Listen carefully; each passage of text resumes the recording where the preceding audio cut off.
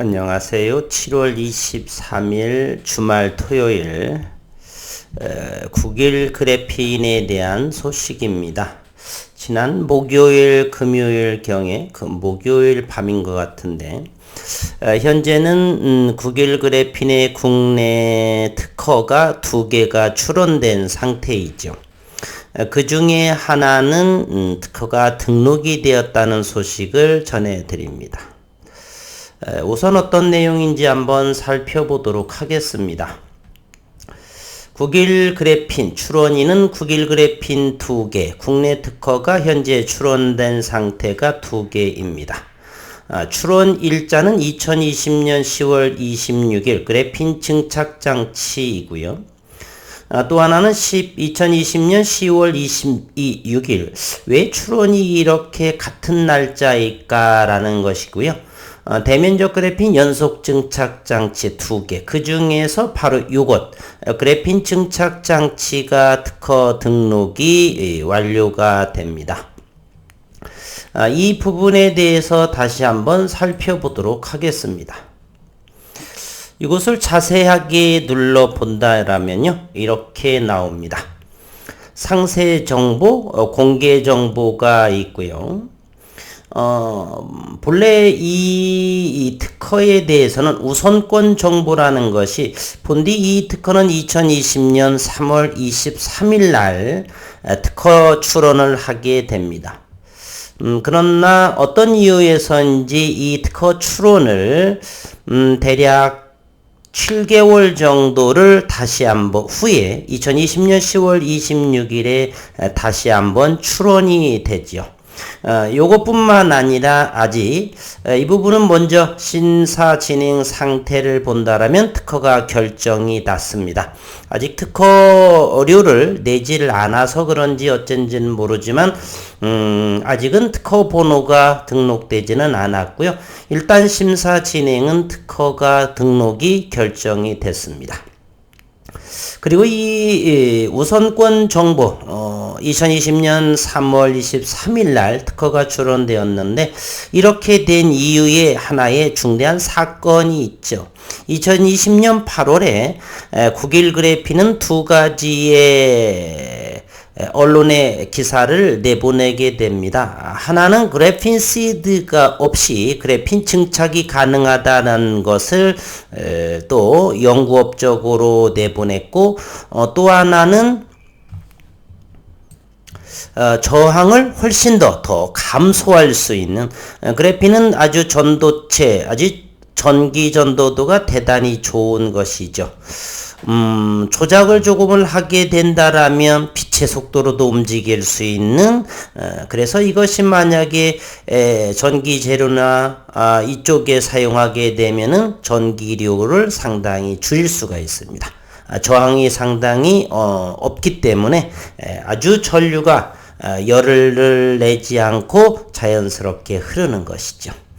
어쨌든 그때 그래핀 시드 없이 그리고 저항을 감소한 훨씬 감소한 그러한 결과물을 얻었다라고 그러한 그래핀을 증착을 했다라고 2020년 8월에 기사가 나오고 그러면서 우리가 잊혀지고 있었던 이 특허 출원이 다시금 다시 한번 조절을 해서 이렇게 2020년 10월 26일 날이 된 것이 아닌가 그런 생각이 듭니다. 어쨌건 이것은 현재 특허가 등록이 되었다는 사실입니다. 그래서 공개 전문을 이렇게 자세히 요약이라든지 이 부분의 공개 전문을 자세히 보게 되면 알 수 있는데 글씨가 많이 적은 관계로 제가 조금 필요한 부분들을 이렇게 옮겨 놨습니다. 그래핀 증착 장치, 그래핀 레이어 데포지션 오페레러스 이렇게 되어 있고요. 우선권 정보는 3월 23일 2020년 그리고 출원 일자는 10월 26일입니다. 본래 이날에 특허 출원을 했었는데 여기 때 다시 한번 특허 출원을 낸 것으로 생각이 되고 심사 진행 상태는 특허 등록이 결정이 됐습니다. 이 특허에 대한 요약의 내용을 보면 그래핀 증착 장치가 개시가 된다. 그래핀 증착 장치는 기판의 일면에 티타늄층을 증착시키는 티타늄 증착부, 기판을 공급받아 티타늄층 상의 그래핀층을 형성하는 복수의 그래핀 형성부. 이 국일 그래핀의 이 티타늄의 금속 촉매를 사용하는 부분이 차별화된 전사공정에서 벗어난 비전사공정, 무전사공정의 특허를 기술적인 업적을 내게 된 그러한 계기다라고 볼 수가 있습니다. 이 티타늄에 대한 촉매가 우연의 발견, 그래서 서렌디피티 상을 받게 되는 것이죠. 그리고 티타늄 증착부에서 복수의 그래핀 형성부로 선택적으로 기판을 이송하는 이송부를 포함하고, 티타늄 증착부의 공정은 그래핀 형성부의 공정보다 시간적으로 짧게 이루어지고, 복수의 그래핀 형성부는 시간적으로 진행 순서가 설정이 되며, 이송부는 시간적인 진행 순서에 따라 티타늄 증착부에서 배출된 기판을 차례로 복수의 그래핀 형성부로 나누어 공급할 수가 있다. 어떤 기술의 내용이 특허가 등록이 된다라고 해서 주가가 엄청나게 뛰지는 않습니다. 제가 이 영상에서 특허 등록 이 부분에 대해서 언급하는 국일 그래핀의 모든 특허를 언급하는 이유는 대한민국의 대면적의 그래핀이 선도국이고요. 다른 이 대면적 선도 국가 중에서도 대면적 그래핀을 하고 있는 국내 다른 업체들과는 큰 차이가 두는 전사공정, 무전사공정에 큰 차이를 두고 있다. 따라서 이것이 특허 지적재산권으로 보호를 받고 조금 더 이제 어플리케이션 쪽으로 응용이 좀 더 연구가 완성이 된다라면 독보적인 기술력을 그리고서 대량 생산과 양산화가 시작될 거다. 시장을 장악해낼 수가 있다라는 기대감으로 이렇게 영상을 준비하는 것입니다. 이송부는 시간적으로 진행 순서에 따라 티타늄 증착부에서 배출된 기판을 차례로 복수의 그래핀 형성부로 나누어 공급할 수가 있다. 이 특허의 기술 분야는 본 발명은 그래핀 증착 장치에 관한 것이다. 보다 상세히 공정 시간을 단축시키고 생산성이 향상된 그래핀 증착 장치에 관한 것이다. 이 특허의 발명 배경은 종래의 화학기상 증착법에 의한 그래핀 방막의 형성은 트랜스퍼링 전사 과정을 반드시 필요로 하고 고온에서 증착이 이루어져야 한다는 점에서 적용에 제한이 있다. 전사 과정에서 그래핀의 기계적인 변형, 링클, 리플, 주름 이런 부분입니다. 이것과 잔류하는 금속 촉매의 식각지 등으로 인하여 전사된 그래핀층과 베이스 기판의 계면에 많은 결함준위가 형성이 되고, 이로 인해 그래핀과 기판의 이종 접합을 이용한 소자의 거동 특성이 열악하게 된다는 문제가 있다. 쉽게 말하면 고품질의 대면적인 그래핀을 얻어낼 수가 없다. 이런 것입니다. 전사를 위해 형성한 지지층의 잔류물질 역시 그래핀의 전도도 또는 투명도를 감소시키고, 현재 다른 업체와 함께 국일 그래핀은 반도체 펠리클 EUV용의 반도체 펠리클에서 투과율이 대단히 중요하죠. 그래서 그래핀 기반의 펠리클은 같은 그래핀 기반의 펠리클일지라도 무전사 방식이냐 전사 방식이냐에 따라서 이 무전사 방식의 그래핀의 투명도를 감소시킨다. 뭐가요? 전사 공정이 말입니다.